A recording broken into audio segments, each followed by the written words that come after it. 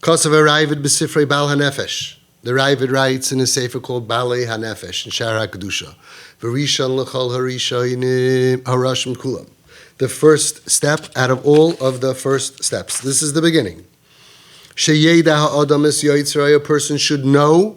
Again, knowledge. Where's knowledge? In the brain. Remember, we did this last time. Go back to the first chapter. Knowledge doesn't mean how much math you know, how much history you know, or any other kind of knowledge about anything else. Knowledge we refer to as das is somebody, the amount that he's makir, the boirei.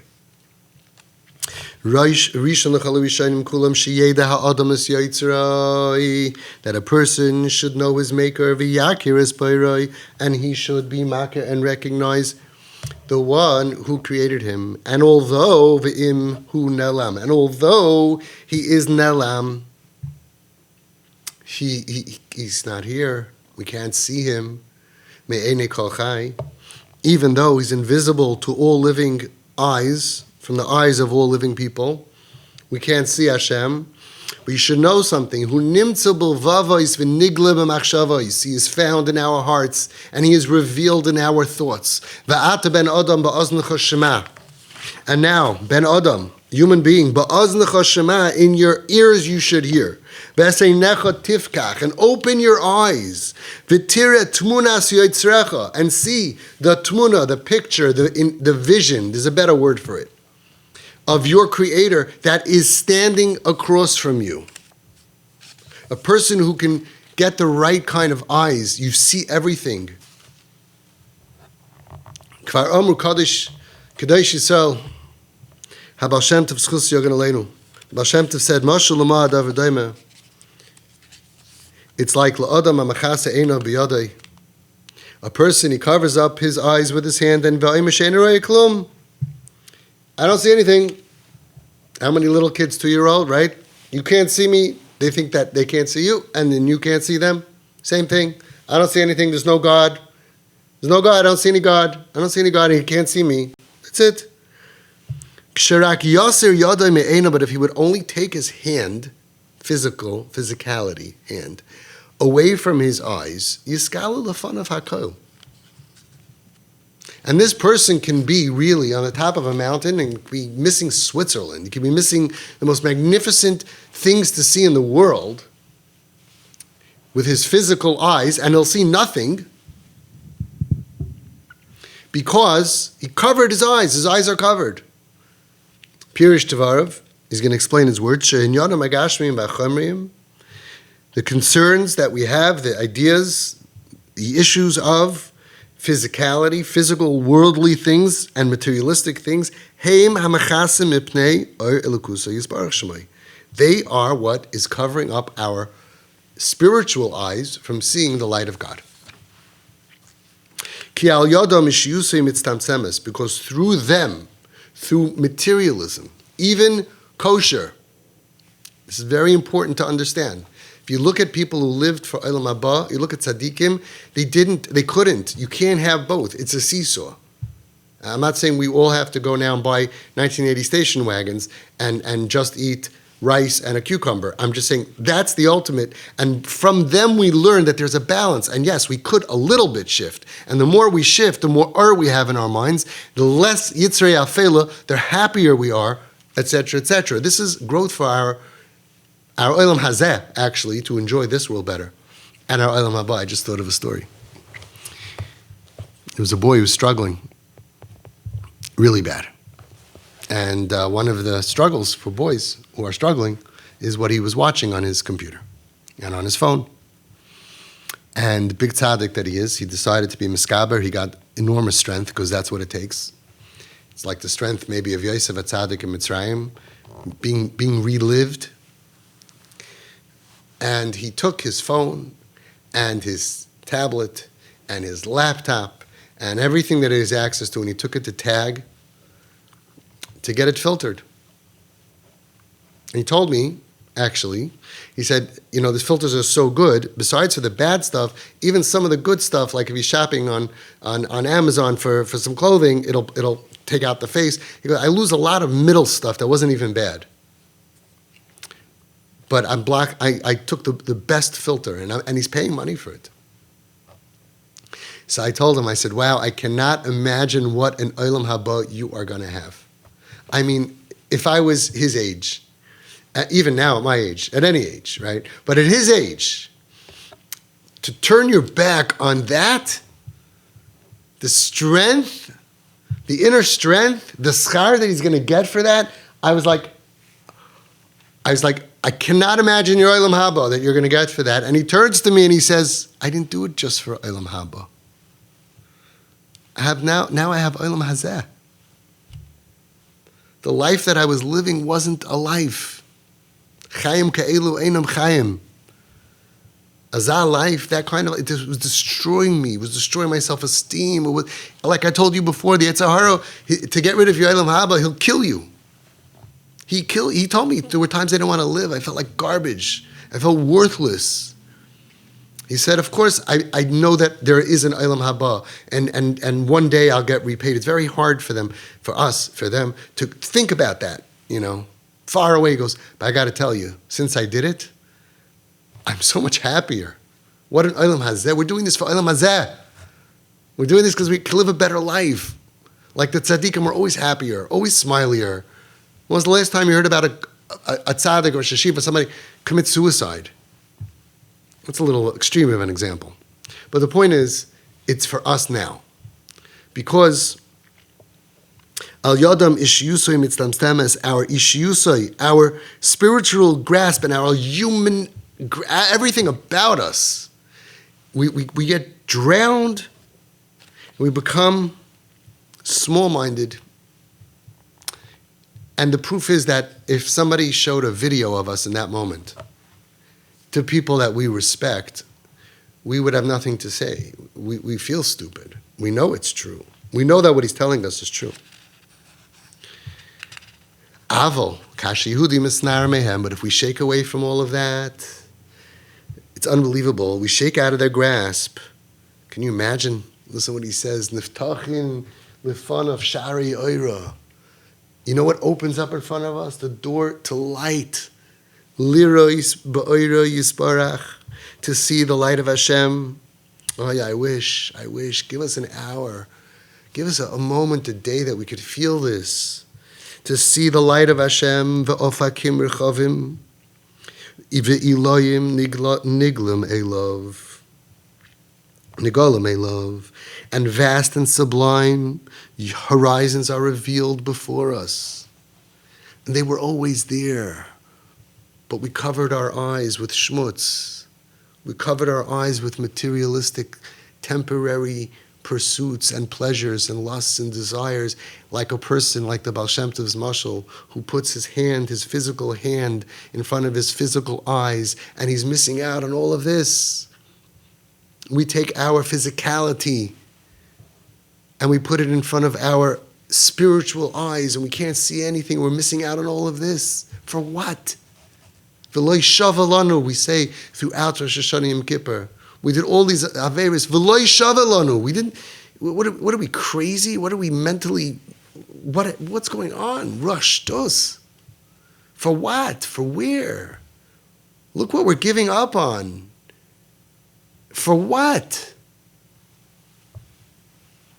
All of this becomes revealed to us, and again, it's so unfair in a way because, we don't know. We don't even know what we're missing.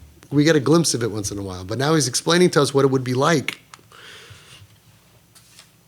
Hein ba'asagas gadlus habayre, sai, when it comes to comprehending the greatness of God.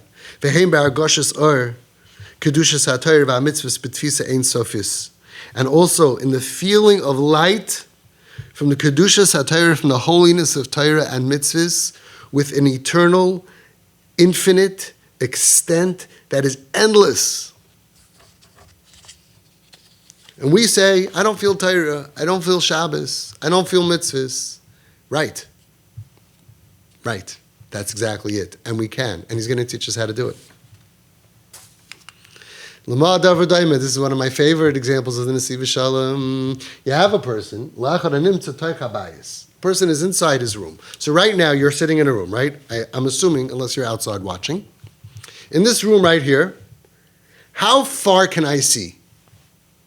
Do you know that my eyes can see the sun, which is, I believe, the moon, the sun, Google it, 93 million miles away. So Hashem gave me this little thing here that can see something. It doesn't run out. It's not like after 90 million miles you don't see, because I could see that, even though it's super big, but it's 93 million miles away. So I have the ability of seeing something 93 million miles away. Right now I'm in a room. How far can I see till that wall? 20 feet, 10 feet, 30 feet, 80 feet, 200 feet, 5 feet. If you're in a bathroom, 3 feet. So somebody's in a house called Tchumri Yasai. The whole extent, range of vision that he has is mitzumtzum b'say kislei beisai. It's limited according to the walls that are around him. But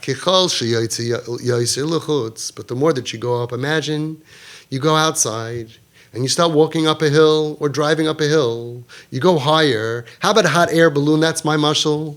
You go in a hot air balloon. The higher that you go, and you start to rise above the ground, things start to become into perspective. First, I was just in a 10 by 10 room. That was my life. That's my vision, the extent of my vision. Then I went up and I see a 50 by 50. Then I see a 200 by 200 a house. Then I see a block. My vision, the higher I go, the more vision there is. I still see the house, but it's not that important. It's not everything. It becomes 90%, 80%, 70, 60, 50, 40, 30. The higher I go, the more I see a perspective. There's much more to life than just that house. And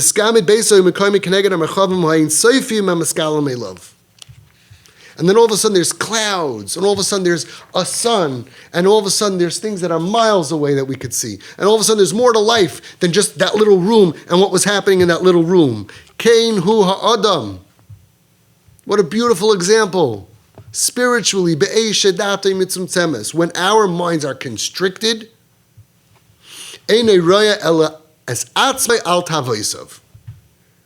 there's nothing in this space of mine. It's me against my Yetzer Hara. It's me against my desire, my will, my lusts. That's it.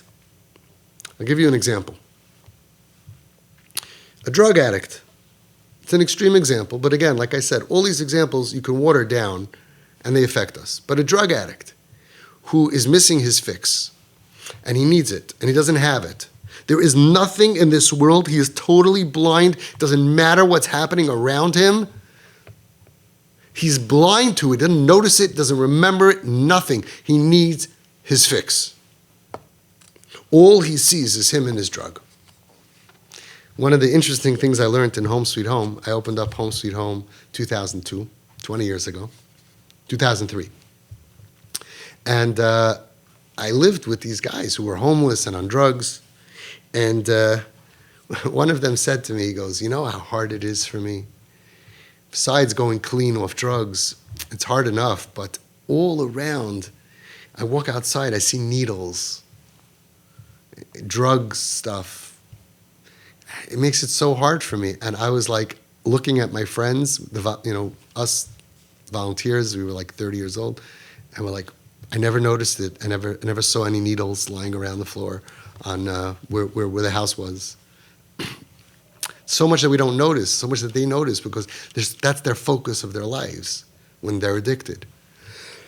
The drug addict can't see any beauty, can't see any purpose, can't see anything. He's mitzumtzum. He's in a 2x2 in his brain. He can be very smart, by the way.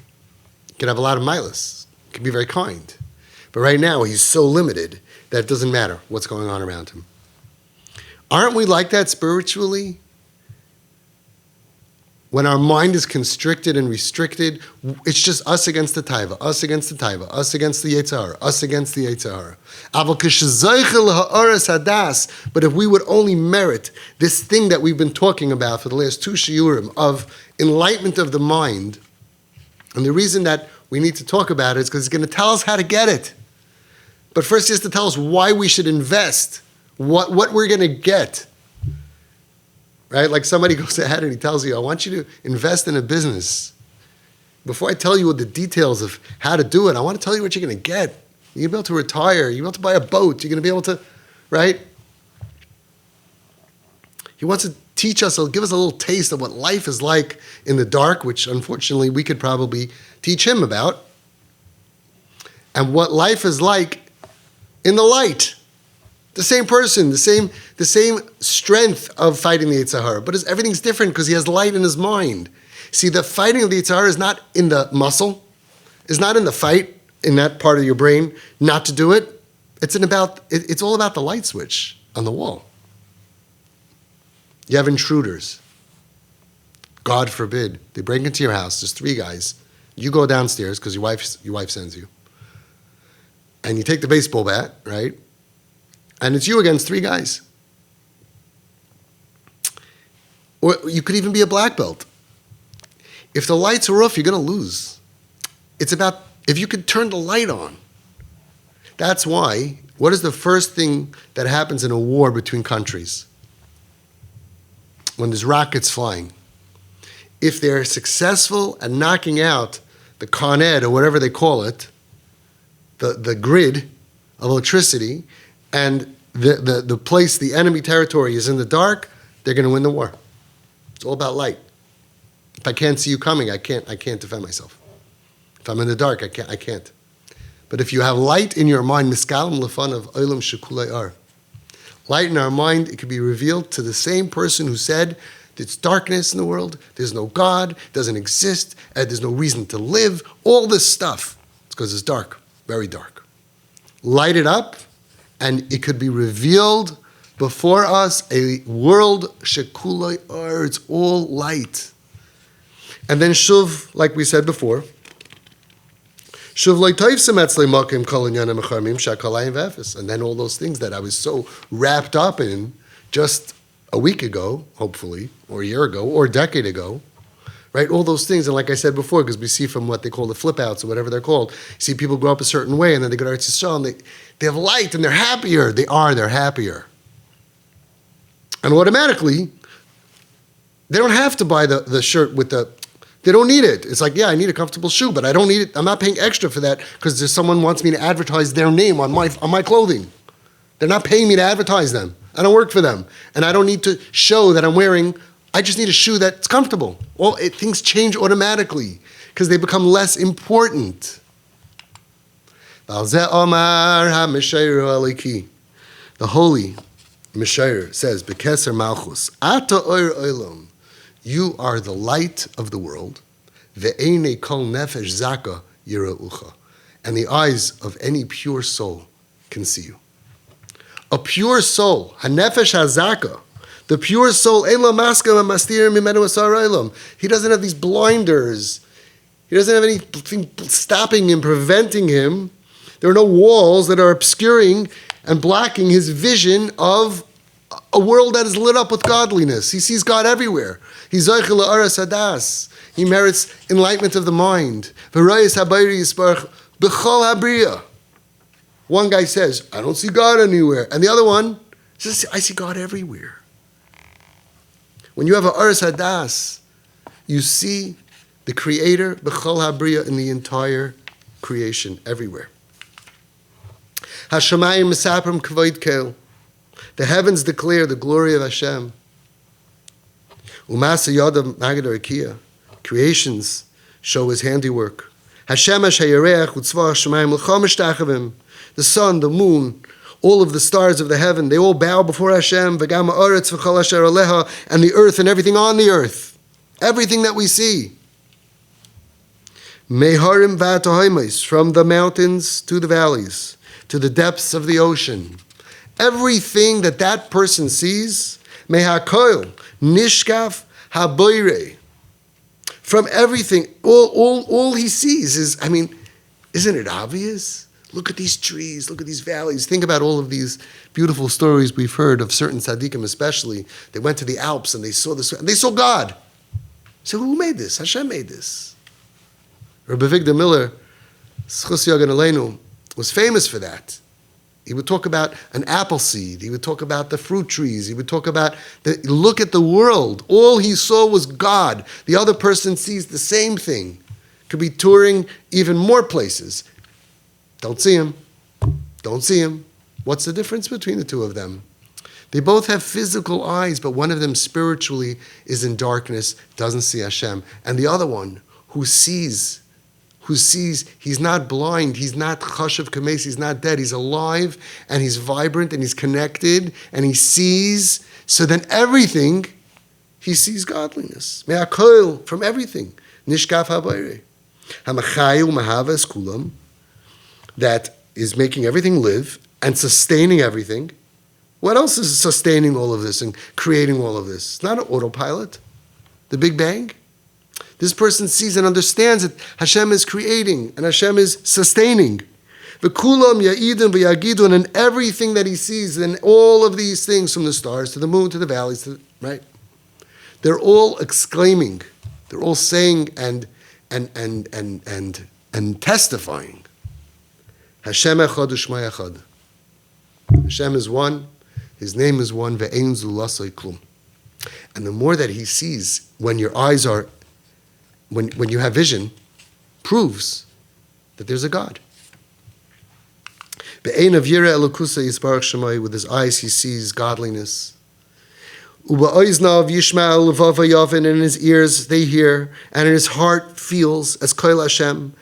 The voice of God, HaKairei Elav Mikal Habriya Umayraisea, that is calling out to him from everything in the creation and everything that happens. He hears Hashem calling and speaking to him. B'kal atzmoisav toimarna Hashem michamach, and all of his bones and his entire being is exclaiming Hashem michamach, Hashem who is like you. What a life. And that's what it says. The Medrash says in Shecher Tov,